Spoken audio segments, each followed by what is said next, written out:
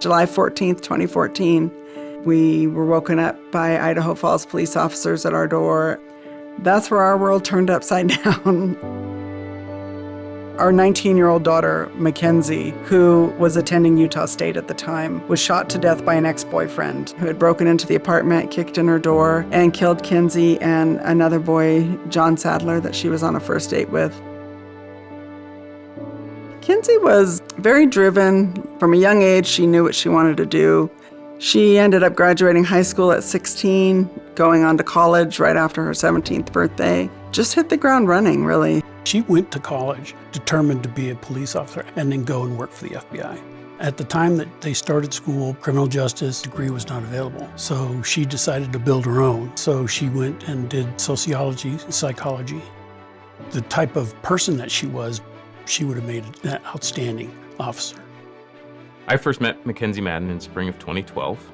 She was a student in my research methods class. She took all the crime-themed classes that we had to offer at the time. She was one of the most well-prepared and intelligent students that was in class. When she was killed, we decided that we'd do a memorial scholarship for criminal justice. We were very determined to make sure that out of this tragic event, getting more people involved in criminal justice would hopefully down the road make the world a better place. We've been able to meet a couple of the scholarship recipients. Some of them have kind of the same life plan that Kinsey had. Seeing people like the Maddens who have turned really difficult situations and circumstances into something that changes students' lives and helps people, it's really inspiring. This scholarship changed my life in a lot of ways and has helped me in so many different ways. It's not just a gift of finances in college, but it's also a gift of just passing forward goodness when there's so much wrong in life. The scholarship that the Maddens put in place has been huge for the criminal justice program. It was the very first scholarship dedicated to criminal justice at Utah State University. We've had 8 or 9 different students that have received it. It tends to be an enterprising young student who either wants to go into law enforcement or law school and really wants to make the world a better place. In that regard, I can't think of a better legacy for Mackenzie herself than having an endowment that really captures what she wanted to do and allows other people to have the opportunity to do that as well. Utah State's been really amazing to us, and we're happy to be able to help students with the same drive that Kinsey had. It's taking something really tragic and turning it into a positive for a lot of people.